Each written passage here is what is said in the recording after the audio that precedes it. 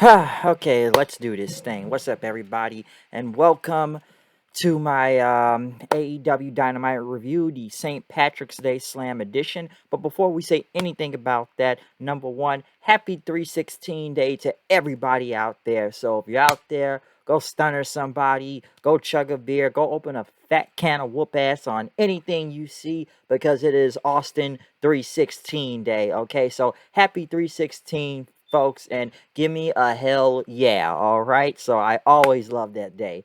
316 down, everybody. Celebrate. Give me a hell yeah. What? What? But enough of that, though. Yeah, with it being 316 day, we do start this show off tonight, San Antonio, Texas. We kick it off with the Undisputed Era versus Adam Adam Page and the Jungle Express, the World Heavyweight Champion, the Tag Team Champions. A good six-man tag. Some would say a spot fest, of course, and whatnot. But this wasn't a bad match, though. Crowd was really hot for this opener and stuff. It ended up with Undisputed Era winning, getting the pin over Jungle Boy right after they did the total elimination on. Yeah, Jungle Boy did the last shot on him after that. But yeah, Cole and them getting the win, Undisputed Era.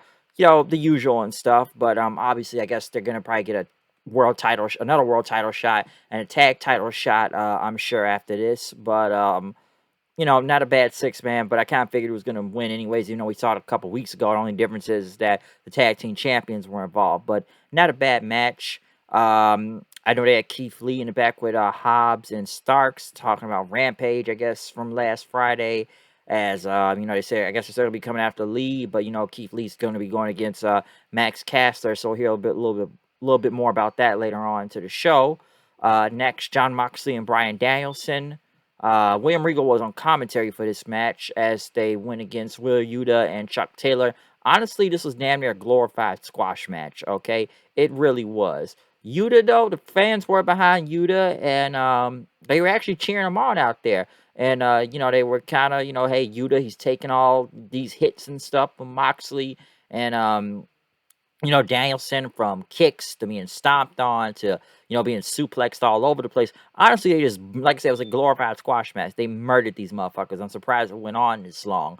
But right after, though, Danielson and, Moxley won. Regal came into the ring then, but Yuta turned back around. He went back in and joined up with Regal and them. And Yuta, I guess, was going to shake Regal's hand, but Regal slapped him then. Yuta got in his face, and Regal told him, like, hey, you keep it up, and you'll see what happens, all right? As he basically backed off then after that.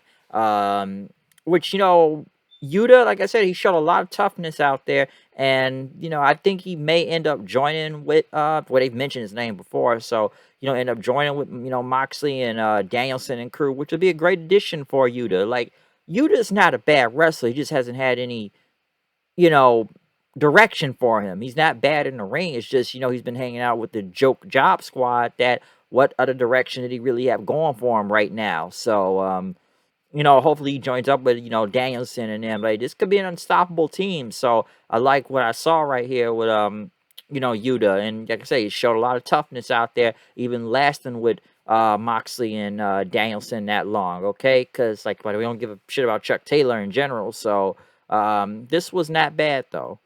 Next, FTR talked about a fired Tully Blanchard, which I still think that was very random last week. And, the Bucks came in and cut this very bad promo, and, you'll be the second best tag team. So I just still think that was strange. It's like, we had to fire him. He lost sight, so he had to go, which they never really built or really saw any tension between FTR and Tully Blanchard. So I still think this is very random that they did this. And listen, I'm sure everybody wants to see the Briscoes versus them. I guess that match will happen maybe in ROH or something. Because apparently and I'm not AEW doesn't want them, but some Time Warner executive over some tweets that was about 10 fucking years ago with one of the Briscoes. I'm not gonna go in and try to judge this whole thing and whatnot. But apparently he'd been apologized years ago. But, it's being resurfaced, so I don't know. But I don't know if that match is really going to happen in AEW. I guess it may happen in Ring of Honor, whatever Ring of Honor will be. Maybe it'll be a Supercard of Honor. I can see that happening, coming up WrestleMania weekend. That's the only time I really see it coming up, because I don't think the Briscoes will make it on the TV for AEW TV, I mean. So I don't know what's going to happen with that. Um, no, I know the Acclaim. We're talking about Keith Lee. Starks and Hobbs show up saying, like, y'all better take care of Lee. All right? Y'all better take care of it and kick his ass. Swerve came in randomly, talking about his name on Rampage and stuff. So, the main event, whose house?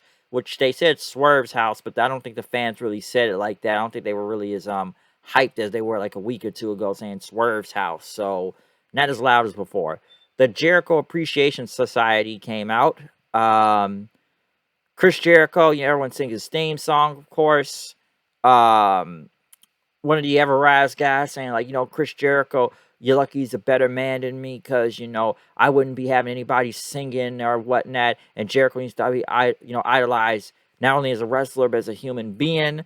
Jericho went on to say, Earth's been around for 4.5 billion years, and you people are lucky enough to be in the Jericho era that I'm carrying this company on my back. And there'd be no AEW without him. I'm one of the greatest performers in just the history itself, the greatest total package he called himself. And that, the fans, they didn't appreciate him, that the inner circle didn't appreciate them. Sammy Guevara walked out on him, and Santana Ortiz disrespected him, and Eddie Kingston embarrassed him on TV, or pay-per-view, I should say, and, trying to, and making him tap out. And, people aren't appreciating me right now, okay? So this is why it's not a Jericho Appreciation Society. And, you can't relate to the locker room because they're just pro wrestlers, okay? I'm a millionaire. I'm a global superstar, okay? I've done this several times. I'm not a pro wrestler. I'm a sports entertainer. And Daniel Garcia, went on to say, you're a sports entertainer? Then I'm one, too. And Jericho talked about, Garcia, how he was in this car accident, you know, I guess years ago, but he ended up recovering. They told me he was never going to wrestle or even walk again, but he proved them wrong. And that's why he's part of this, and talked about, 2.0. That's a stupid name from Bad Creative. And you guys, those names, they're not for you anymore. Now your new names are Daddy Mac, Matt Millard, and Cool Hand Angelo Parker. And these names suck anyways, to be honest. And Jake Hager, he talked about him. This is my ride or die. He saved my life in Dubai. He did all this other stuff. And, this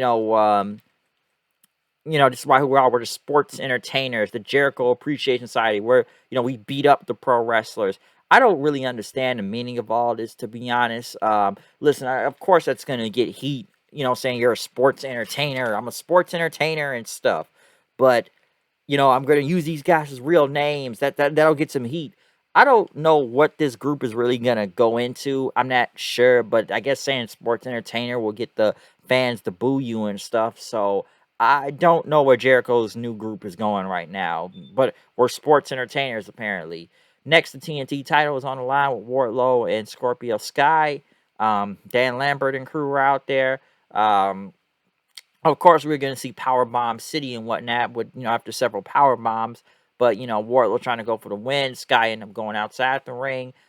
Spears came out with some chairs. MJF snuck from behind and pushed Wardlow into the ring post, which Sky rolled him up and got the win after that.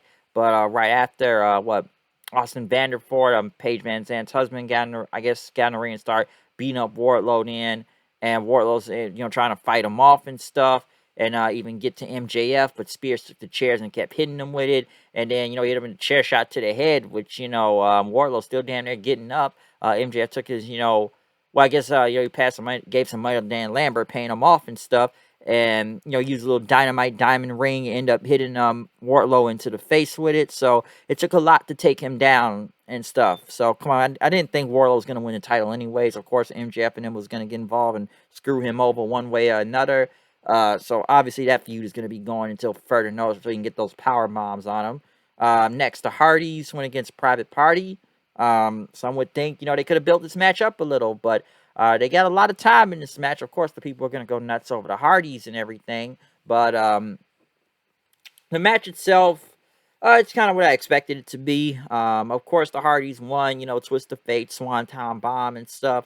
That Swanton Bomb still looks deadly. But, the Hardys are the Hardys. You already know they were going to get the win right there. Next thing you know, the whole AFO or HFO or whatever it's called came out. And then they start surrounding the ring. Next thing you know, Sting and Darby Allin came out with the baseball bat and a skateboard helping the Hardys out. I guess it'll probably be some big tag match coming up with all those guys whenever that will happen. In the main event, we did get Britt Baker versus Thunder Rosa in a cage match for the AEW Women's Championship. Thunder Rosa coming out with a mariachi band and being in her hometown of San Antonio. Britt Baker coming with the black and white, Scott Hall gear on, paying tribute. We've known Britt Baker to wear Scott Hall gear out there before with the black and red and whatnot, with the blood drip and everything. So, like I said, we already know Baker is, had Scott Hall like gear before, anyways. Now, I may be looking a lot into this cage match, but personally, this cage match was basically a street fight, okay? First off, I'd never called it a Hell in a Cell. And the reason why I say that is because, yes, it is a cage, but you're used to a cage being close to the ropes and everything, not where you get some room outside and start picking up weapons and going under the ring. And yeah, we've seen weapons thrown in steel cages before, but that's before they even get in the cage or somebody throws the weapons in them, inside the cage for them to use, not just, freely leave a cage and just go back in and out and get weapons and stuff. Like I said, it just felt like a Hell in a Cell match without a roof. All right. And, this was another brawl, of course, but I didn't really expect to see all these weapons in, and we got a whole bunch of chairs involved. And this was just like, some would say a car wreck and stuff. But this is where it kind of got me near the end, okay? Because this is where the no selling, and maybe it was time constraints for the show. I'm not sure. But, they stack all these chairs up, and, Rosa throws Baker into the chairs and stuff, which, Baker damn near gets back up immediately and everything. And whatnot. Like I said, they're all stacked up, but she gets back up, and then, it's like, some thumbtacks stand. I gotta get thumbtacks involved, and, what was it? Rosa end up, I don't know, she had to, like, take a back body drop to the the thumbtacks, and Baker's trying to do the lockjaw. Rosa gets out of there and throws her into the tacks, and then Baker gets immediately back up after being power bombed to the tax stand. And then Baker, she took a power bomb onto the tax and literally got back up and got a chair from the outside of the ring.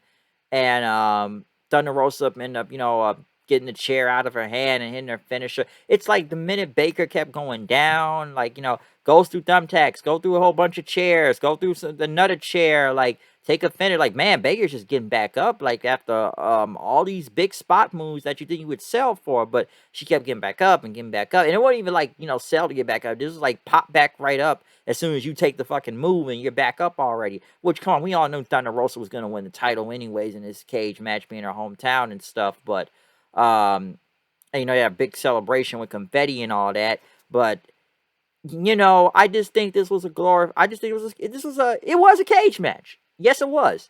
It was a cage. I'm not saying it wasn't, but this felt like a Hell in a Cell street fight. It was a street fight. There were a whole bunch of weapons involved.